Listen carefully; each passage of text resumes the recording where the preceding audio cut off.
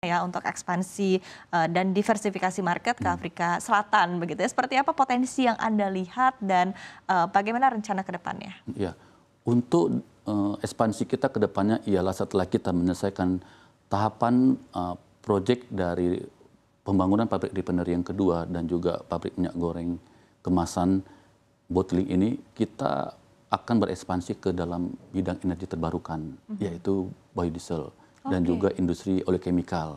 Nah, ini merupakan salah satu sasaran kita ke depannya agar perusahaan kita ini semakin hilirisasi, further downstream lah istilahnya. Nah, jadi dengan adanya perluasan ini, maka produk-produk kita yang akan kita lakukan diversifikasi pasarnya itu akan semakin optimal dan lebih baik, Bu.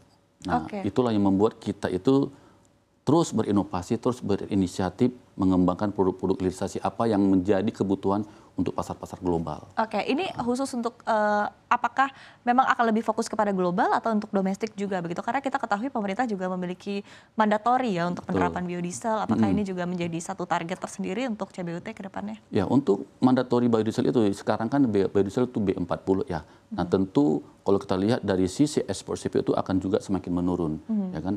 Tetapi dari sisi produk turunannya itu tetap kita harus menjaga dari sisi kualitas maupun kuantitasnya, ya kan? Walaupun dari sisi ekspor CPO itu menurun dengan adanya biodiesel, tetapi dari sisi produk hilirisasinya itu kita tetap harus membuka pasar global, ya kan?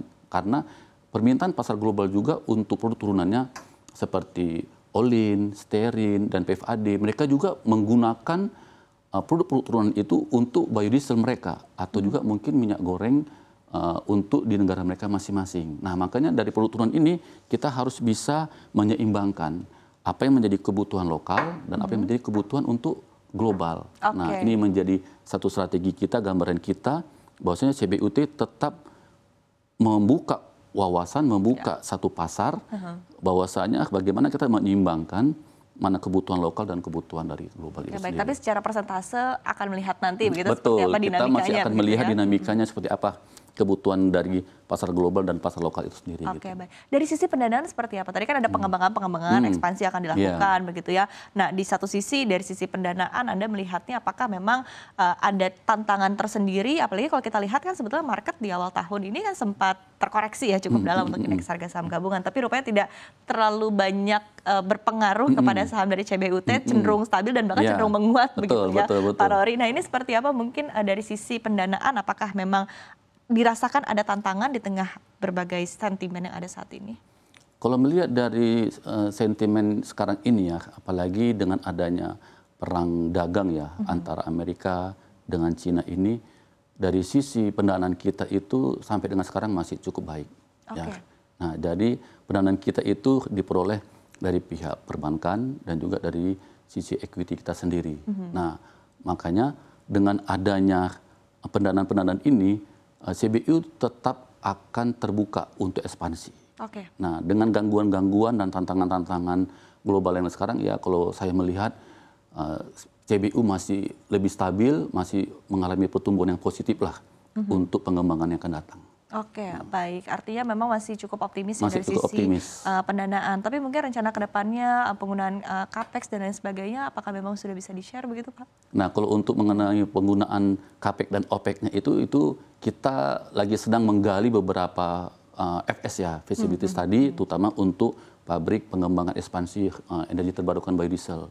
Nah, jadi dengan adanya feasibility study ini, kita bisa melihat dan menilai apakah potensi ekspansi biodiesel ke depannya ini lebih profitabilitas atau tidak, kan begitu. Nah, jadi tetap kita mempelajari kondisi-kondisi keadaan yang ada sekarang seperti itu gitu. Nah, jadi kalau untuk namanya kita mau men-share ya mungkin nanti setelah kita memfinalisasikan dari FS itu sendiri, nah kita mungkin bisa akan coba share kepada media atau kepada berita-berita lah gitu. Baik. Kalau dari sisi pengaturan cash flow sendiri begitu Pak, apakah tadi disampaikan begitu kalau di awal tahun kan secara pendapatan baik, secara laba juga baik, artinya pengaturan cash flow juga lebih mudah begitu? Ya, kita selalu monitoring ketat ya Bu yang mengenai cash flow ya. Karena dengan kita monitoring ketat cash flow itu kita bisa melihat dan kita bisa mereview mana kebocoran-kebocoran cash flow atau dana-dana yang kita tidak ketahui. Nah, dengan adanya monitoring dan review ini, nah kita bisa meyakinkan bahwasanya PT CBU ini akan tetap terjaga secara laba bersihnya, ya, akan tetap terjaga juga untuk ekspansi ke depannya. Nah, jadi kalau kita tidak menjaga cash flow atau monitoring cash flow dengan benar, nah maka kondisi CBU ini juga akan berpengaruh ya kepada dampak-dampak pasar global yang ada sekarang seperti itu. Oke, baik. Tadi secara operasional, manajemen operasional saat ini sudah digambarkan begitu seperti apa. Kemudian juga secara ekspansi ke depannya juga sudah digambarkan seperti apa ya hal-hal yang akan dilakukan oleh CBUT ke depannya begitu. Tapi mungkin overall ekspektasi ke depannya dengan berbagai situasi dan juga kebijakan-kebijakan pemerintah, di antaranya juga kan ada kebijakan pemerintah untuk menaikkan biaya ekspor CPO dan juga lain sebagainya. Seperti apa Anda meyakinkan investor, meyakinkan pemirsa CNBC Indonesia begitu bahwa sebetulnya performa CBUT ke depannya masih akan terus bagus dan baik begitu. Ya, dengan kenaikan biaya ekspor ya di awal tahun ini sekitar 10% itu memang sangat berpengaruh ya kepada struktur biaya operasional dari CBUT sendiri.